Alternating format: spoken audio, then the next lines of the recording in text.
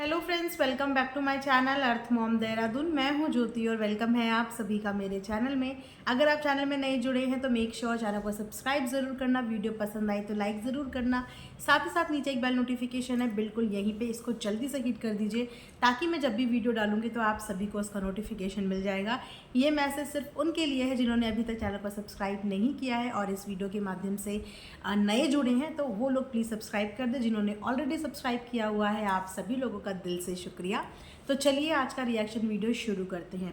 पिछले 3-4 दिन से मेरे घर में जो डेंटिंग पेंटिंग का काम चल रहा है, फाइनली आज जाके वो काम पूरा हुआ है। और अब इस वक्त पे जो मैस घर पे मचा हुआ है ना, आई थिंक आने वाले 3-4 दिन तो मेरे इन्हीं चीज़ों में ऑक्यूपाइड होने वाले हैं, क्योंकि आई एम श्योर आप में से सब लोग जानते होंगे कि घर में जब भी पेंटिंग का काम चलता है, जब भी पेंट का काम चलता है तो कितना ज़्यादा काम फैल जाता है।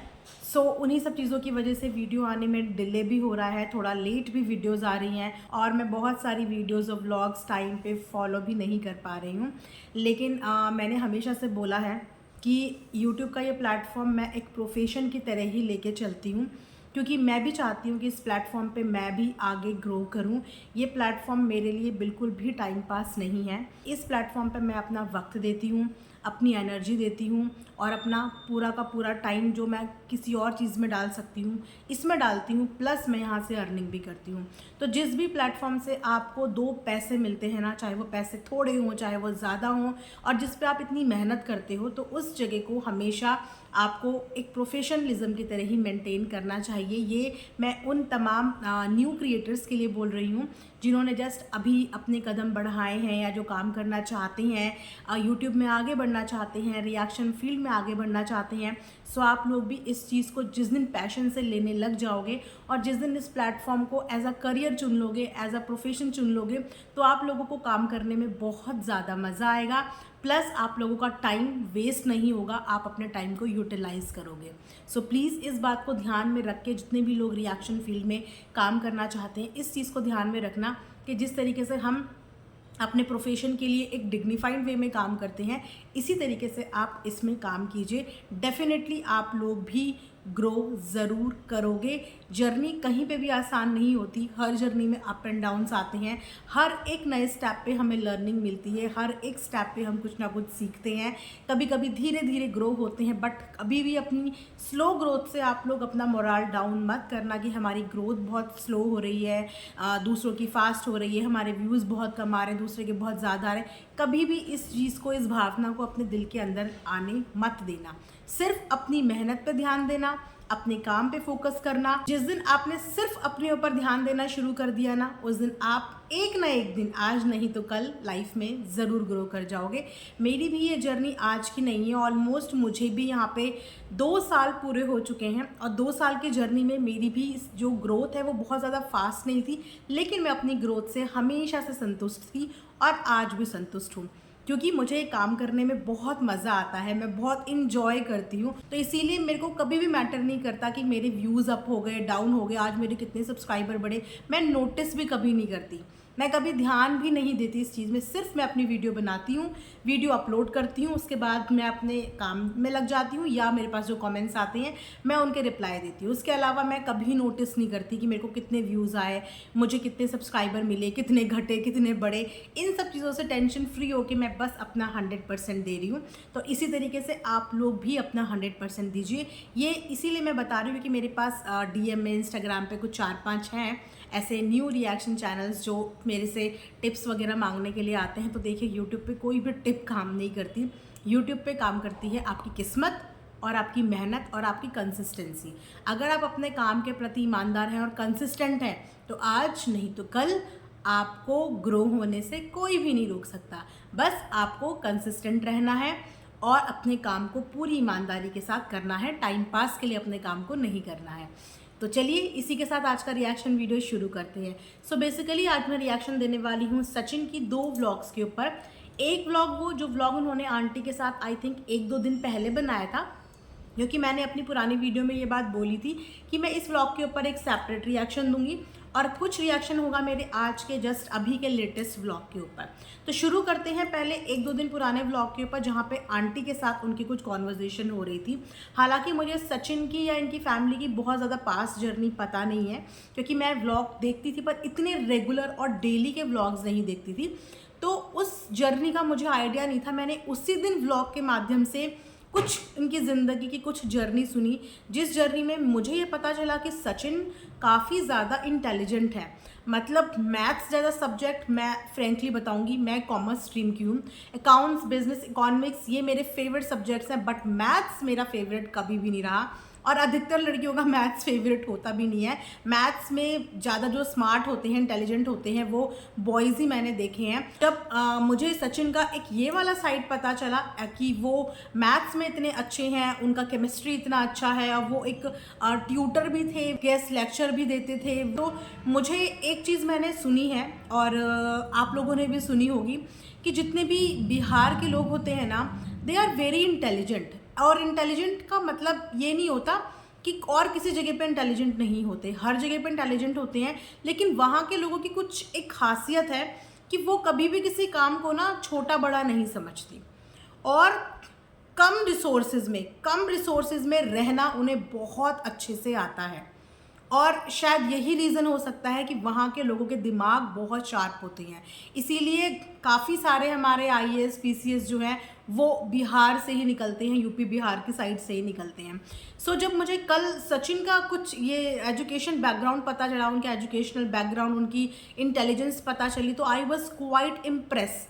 रीज़न बिहाइंड कि देखो, व्लॉगिंग उनकी चॉइस थी, लेकिन मुझे ऐसा लगा था कि ये सिर्फ व्लॉगिंग ही करते हैं, एंड करियर वाइज मेरे को ये लगा था कि इनका स्कूल है, जिस स्कूल को ये रन करते हैं, लेकिन मुझे ये नहीं पता था कि वो स्टडी में भी बहुत स्मार्ट है और पढ़ाई में बहुत अच्छी हैं, कि वो 10th 12th के स्टैंडर्ड के बच्चों को पढ़ा भी सकते हैं। मेरा मानना ये है कि ज्ञान आप जितना दो उतना आपको ज्ञान मिलता है, जितना आप ज्ञान को दोगे। ज्ञान एक ऐसी पूंजी है जो जितना बांटोगे कभी ख़त्म नहीं होती, इनफैक्ट उतनी ज़्यादा बढ़ती है। तो इससे ये तो प्रूव हो गया कि सचिन की ज़िंदगी भी और जो लाइफ आज हम उनकी देख रहे हैं, शायद ये लाइफ उनकी थी नहीं, लेकिन उसके अंदर इतना ब्रेन है, इतना दिमाग है। मैं बोलना चाहूँगी इस चीज़ के बारे में, और मैं आगे आप लोगों को आज के व्लॉग से रिलेटेड भी चीज़ें एज एन एग्जाम्पल बताऊँगी।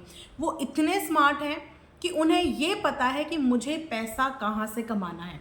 मैं ये बोलूँ कि अगर हम किसी के व्लॉग में कुछ नेगेटिव चीज़ें देखते हैं ना, तो हमें ज़रूर उसकी व्लॉग के अंदर उस इंसान की कुछ पॉजिटिव चीज़ें भी देखनी चाहिए।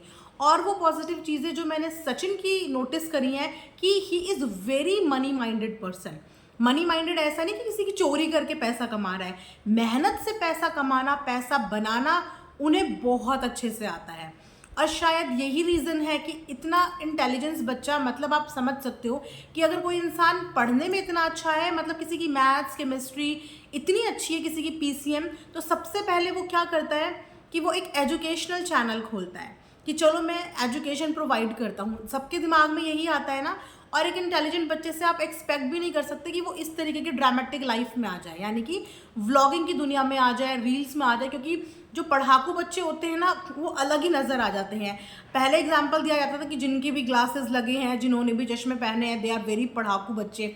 तो पढ़ाकू बच्चे अलग ही नज़र आते हैं और उनका इन चीज़ों में इंटरेस्ट नहीं होता। लेकिन पढ़ाकू होने के साथ साथ सचिन के अंदर एक चीज़ थी कि उसको पैसा कमाना है, उसको पैसा कमाने का, पैसा जोड़ने का उसके अंदर वो पैशन था, वो जुनून था। शायद इसीलिए जो उसके अंदर ऑलरेडी टैलेंट था, उसके बेस पे तो वो कमा ही रहा था। वो था उसका इंटेलिजेंस, उसकी पढ़ाई को लेके, उससे तो वो कमा ही रहा था। लेकिन वो वहाँ पे भी संतुष्ट नहीं था, तो उसने और जगह हाथ पैर मारने शुरू करे। जब हाथ पैर मारने शुरू करे तो उसकी लाइफ में जैसे ही मनीषा की एंट्री होती है, बोलते हैं ना कि कभी कभी कोई इंसान आपकी ज़िंदगी का लकी चार्म होता है, आपकी लाइफ को एक अलग ही ट्रैक पे लेके चला जाता है। तो वहीं पे जब स्टार्स दोनों के मिले तो वो यहाँ पे भी चमक गए, यहाँ पे भी चमक गए। सो अब मैं यहाँ पे क्विकली आऊँगी उनके आज के व्लॉग पे। इनके आज के व्लॉग में इन्होंने बेसिकली अपने प्रमोशन से रिलेटेड बात करी है। सबसे पहली बात कि प्रमोशन किन्हें आते हैं। प्रमोशन उन्हें आते हैं जो प्रमोट करने के लिए लायक होते हैं। ब्रांड्स किन्हें अप्रोच करती है, ब्रांड्स उन्हें अप्रोच करती है जो लायक होते हैं। अब लायक कैसे होते हैं कि उस चीज़ के लिए आपको उतना ग्रो करना पड़ता है, आपके पास उतने सब्सक्राइबर बेस होना चाहिए, आपके पास बहुत सारी चीज़ें उनकी जो कैटेगरी है, जो उनकी एलिजिबिलिटी क्राइटेरिया है, उससे मैच करना चाहिए। वो भी आसानी से नहीं मिलता कि आप एकदम से आ गए और आपको ब्रांड्स मिल गए। नहीं, वो ब्रांड आज उनको अप्रोच इसीलिए कर रहे हैं क्योंकि आज उन्होंने अपनी औकात इस लायक बना दी है कि ब्रांड उनसे अपना प्रमोशन करवाना चाह रहे हैं। या जितने भी क्रिएटर आज की डेट में प्रमोट करते हैं, प्रमोशंस के कपड़े पहनते हैं या ज्वेलरी पहनते हैं, आज उन्होंने अपनी इतनी हैसियत औकात बना दी है कि ब्रांड उनसे काम करवाने के लिए उनको पैसा भी देते हैं, अपना प्रोडक्ट भी देते हैं और ऑडियंस उनसे खरीदती भी है।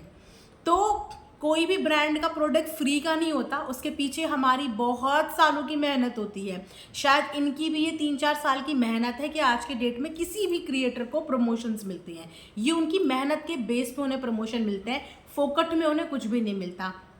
अब यहाँ पे जिस ब्रांड का ये आजकल प्रमोशन कर रहे हैं, ऑनलाइन ब्रांड, अब अगर ऑनलाइन शॉपिंग की बात करें तो कुछ लोग जिन्हें सिर्फ व्लॉगिंग पसंद है, जिनको ऑनलाइन शॉपिंग में कोई इंटरेस्ट नहीं है, हाँ, उनको शिकायत हो सकती है कि व्लॉगिंग बोरिंग लग रही है क्योंकि मीशो हॉल आ रहा है या इनका ऑनलाइन शॉपिंग का हॉल आ रहा है तो उन्हें मज़ा नहीं आ रहा है, उन्हें इंटरेस्ट नहीं आ रहा है। लेकिन जिन लोगों को ऑनलाइन शॉपिंग करना पसंद है, जो लोग ऑनलाइन शॉपिंग करते हैं, कुछ लोग लोकल मार्केट से शॉपिंग करते हैं, उन्हें आउटडोर शॉपिंग करना पसंद है, लेकिन कुछ लोगों को ऑनलाइन शॉपिंग करना पसंद है। जैसे कि उनमें से एक मैं भी हूँ। मैं बहुत हार्डली कभी होता है रेयर कि मैं कोई चीज़ ऑफलाइन परचेज करती हूँ, अदरवाइज मैं सोचती हूँ कि यार ऑनलाइन ही ऑर्डर कर लेते हैं, आजकल सब कुछ अवेलेबल होता है। तो अपने हिसाब से, तो जो लोग ऑनलाइन परचेजिंग में बिलीव करते हैं उनके लिए ये वीडियो इंटरेस्टिंग है, लेकिन जो लोग ऑफलाइन करते हैं और उनको ऑनलाइन शॉपिंग से कोई लेना देना नहीं, उनके लिए ये वीडियो बोरिंग है। अब क्योंकि इनकी जो जनता है वो फीमेल कैटेगरी की है, कुछ लोग बिलो 30 हैं, कुछ लोग 40 अबव भी हैं, तो मतलब 25 टू 60-65 एज की कैटेगरी की सारी ऑडियंस है। तो जो ऑडियंस ऑनलाइन शॉपिंग करती ही नहीं है, उनको बोरिंग लग रहे हैं डेफिनेटली व्लॉग, लेकिन जो करती हैं उनको इंटरेस्टिंग लग रहे हैं। उसका रीज़न ये है कि जब हम वैसे चीज़ें एक्सप्लोर करने जाते हैं तो हमारा बहुत वक्त लग जाता है और हमें समझ में नहीं आता कि हम कौन सा प्रोडक्ट खरीदें, क्योंकि उस प्रोडक्ट को हम ढंग से देख नहीं पाते। जो फोटोज़ बेसिकली यूज़ की जाती हैं वो सारी एडिटेड पिक्चर्स होती हैं, तो ओरिजिनल प्रोडक्ट देखने में कैसा है, ओरिजिनल वो कैसा है, वो पता नहीं चलता। तो उन लोगों के लिए तो डेफिनेटली हेल्पफुल है कि इन्होंने कोई चीज़ शो करी, शायद तभी तो इन्होंने बताया कि ये टॉप 3 में भी रैंक कर रहे हैं, और उन लोगों को एक्सप्लोर करने में अपना टाइम वेस्ट नहीं करना पड़ा। इन्होंने कोई प्रोडक्ट दिखाया और साफ तौर पे खुला पहना हुआ दिखा दिया, तो सामने वाले को पता चल गया कि इस प्रोडक्ट की ऐसी फिटिंग है, ये इसका कपड़ा है, इस तरीके का इसका कलर है, ये ऐसा लगेगा। सो ये हेल्पफुल भी है, लेकिन हाँ, एक तरफ देखा जाए तो ये बोरिंग भी है। किस किस कैटेगरी के लोगों के लिए, वो आप यहाँ पे समझ गए होंगे। अब जिस दिन से इन्होंने अपना शॉपिंग हॉल शुरू करा, मैं कुछ कमेंट्स भी ऐसे पढ़ रही थी कि देखो कि लड़कियों वाले काम कर रहा है, साड़ियाँ बेच रहा है, सूट बेच रहा है, ये सब चीज़ें बेच रहा है। सो मैंने अभी आपको शुरू में क्या बोला कि मैंने यूपी बिहार के लोगों के बारे में यही सुना है कि वो लोग काम को कभी भी छोटा बड़ा नहीं देखते। वो ये नहीं देखते कि ये काम औरतों का है या ये काम आदमियों का है, उन्हें बस इससे मतलब होता है कि इस काम से हमें पैसा मिल रहा है और हमें पैसा कमाना है, लेकिन गंदे काम करके नहीं, मेहनत के काम करके। और वही दिमाग सचिन के अंदर कूट कूट के भरा है कि उनको कहाँ कब कैसे पैसा कमाना है, ये ट्रिक उन्हें बहुत अच्छे से आती है। और उनका फोकस सोशल मीडिया जब तक भी है, क्योंकि सोशल मीडिया कोई परमानेंट जॉब नहीं है, किसी की टेम्परेरी जॉब है। आज आप बूम पे हो, यू नेवर नो कि कल आपका एकदम से डाउनफॉल आ जाए।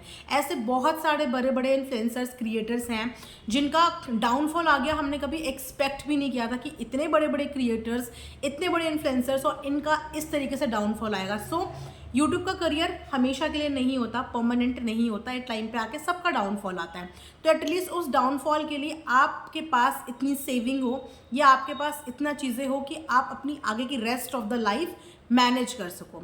सो यहाँ पे वो लगे हुए हैं इस काम में कि जैसे भी करके उन्हें एक मौका मिला है, फेस्टिवल के टाइम पे उन्हें सेल का एक मौका मिला है। अब वो मौका वो सेल भी कर रहे हैं, कुछ लोगों की हेल्प भी हो रही है, क्योंकि लोग प्रोडक्ट खरीद रहे हैं, दैट मीन्स कि उनकी हेल्प हो रही है। अगर उनकी सेल हो रही है, उनकी वीडियो दिखाने के बाद परचेजिंग हो रही है, दैट मीन्स कि लोगों को वो पसंद भी आ रहा है और उनकी हेल्प भी हो रही है और साथ साथ उनका पैसा भी बन रहा है। अब यहाँ पे बात आए कि Sachin as a content creator कैसे हैं, तो एज अ कंटेंट क्रिएटर वो बहुत स्मार्ट है। अगर वो रिएक्शंस को कंटेंट दे सकते हैं, क्योंकि रिएक्शंस और व्लॉगर्स का काम ऐसे ही चलता है, रिएक्शंस उनसे उनके कंटेंट पे रिएक्ट करते हैं और फिर अपना कंटेंट बनाते हैं, लेकिन रिएक्ट उनके कंटेंट पे करते हैं। सो यहाँ पे Sachin is one of the smart creator कि वो अगर हमें कंटेंट देते भी हैं तो वो हमसे कंटेंट लेना भी जानते हैं। उन्हें ये भी पता होता है कि कब उनको किस से किस वक्त पे कंटेंट लेना है। So he is very smart creator. मतलब मैं उनकी कुछ कुछ चीज़ें देख के तो बिल्कुल हैरान हो जाती हूँ कि जब उनके पास कुछ कंटेंट नहीं होता, उन्होंने कुछ भी शूट नहीं किया होता, वो फिर भी चलते फिरते बैठते बैठते 15-20 मिनट का व्लॉग बना देते हैं और उसमें 1,00,000-2,00,000 व्यूज़ भी पहुँच जाते हैं। सोचिए कितना स्मार्ट उनका ब्रेन है कि वो चलते फिरते बोल देते हैं, जिस दिन उन्होंने शूट नहीं करा होता या बोर हो रहे होते हैं या हेल्थ कोई इश्यूज होती है, वो फिर भी लेटे लेटे बैठे बैठे चलते चलते फिरते फिरते कंटेंट बना देते हैं। सो वो कंटेंट दे भी रहे हैं और कंटेंट ले भी रहे हैं। तो ही is very smart creator. Negative चीज़ों को देख के उसकी नेगेटिव चीज़ों पे हम बात कर सकते हैं, तो अगर उस इंसान के अंदर कमाने का इतना जज्बा है, इतना जुनून है, वो कई बार पैसों का वो भी करते हैं, तो हमें वो चीज़ें उनसे सीखनी चाहिए। इनफैक्ट हमें ये चीज़ तो इनसे सीखनी चाहिए कि किस तरीके से ये बैठे बैठे कंटेंट बना देते हैं। जब कुछ नहीं होता तो चलो किसी से लड़ाई कर लेते हैं, एक वीडियो कंप्लीट। अगर दिन की 3 वीडियो का टारगेट है और एक वीडियो में व्लॉग दिखा दिया, बाकी का समझ में नहीं आया, तो वो तुरंत बैठे बैठे वीडियो क्रिएट कर देते हैं, व्लॉग क्रिएट कर लेते हैं, कंटेंट ले लेते हैं। सो ये उनकी स्मार्टनेस है और इस स्मार्टनेस को ज़रूर सीखना चाहिए कि किस तरीके से जब आपके पास कोई कंटेंट ना हो तो आप कैसे सिर्फ सिंगल बैठे बैठे कंटेंट को क्रिएट कर सकते हैं। और यस, यूट्यूब एक बहुत अच्छा प्लेटफॉर्म है। मैं अगेन बोल रही हूँ, अपनी एनर्जी, अपना टाइम इस चीज़ में वेस्ट मत करो कि आपको किसी से कोई पर्सनली ग्रजेस निकालने हैं या कोई रिवेंज है या फिर आपको टाइम पास करना है, क्योंकि वक्त तो आप अपना दे ही रहे हो। आप किसी को देखने में भी अपना वक्त दे रहे हो, फिर वीडियो को बनाने में भी अपना वक्त दे रहे हो, वीडियो को एडिट करने में भी दे रहे हो, अपलोड करने में भी दे रहे हो। तो वाई नॉट इस वक्त को यूटिलाइज करो और इस पर सच में सीरियस नोट पे काम करना शुरू करो। बहुत मज़ा आएगा। अगर आप सीरियस नोट पे काम करना शुरू करोगे तो बहुत मज़ा आएगा।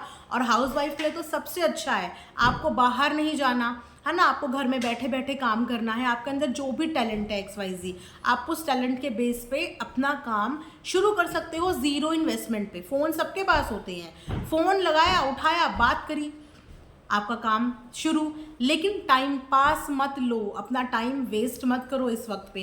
टाइम की अहमियत समझो और उसकी कीमत समझो। अपनी एनर्जी, अपनी पर्सनालिटी को इन्हेंस करके अपने काम पे फोकस करो। मैं आप लोगों को अपनी साइड से यही गाइडेंस दूंगी और मुझे बहुत अच्छा लगेगा कि अगर आप लोग इस गाइडेंस का पालन करें और इस पे काम करें। मानती हूँ कि किसी के घर में आज की डेट में पैसे की कोई कमी नहीं है, लेकिन अपनी कमाई का स्वाद ही अलग होता है। चाहे हम एक महीने में 8,000 कमाएं, 10,000 कमाएं, पर एक अलग ही सेटिस्फैक्शन, एक अलग ही कॉन्फिडेंस बिल्ट होता है जब हम 4 लोगों के आगे बोलते हैं ना कि आप क्या करते हो, तो मैं ये करती हूँ, मतलब बहुत अच्छा लगता है बोलने में। तो चाहे हमारी वो थोड़ा सा अमाउंट का कोई कॉन्ट्रीब्यूशन ना हो हमारी लाइफ में, बट स्टिल हमें ऐसा लगता है कि हमने कुछ कमाया है यहाँ से, हमने अपना, हमारे अंदर जो भी टैलेंट था, हमें अच्छा बोलना आता है, हमें अच्छा पकाना आता है, हमें अच्छा मेकअप आता है, हमने वो दिखाया और देखो ये हमारी कमाई है। ऐसा नहीं है कि घर में बैठ के हम कुछ कर नहीं सकते, हम घर में बैठ के सब कुछ कर सकते हैं।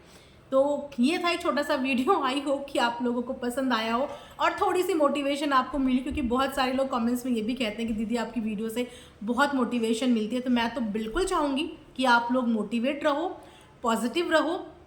चीज़ों को आप जिस एंगल से देखोगे, चीज़ आपको उसी एंगल से नज़र आएगी।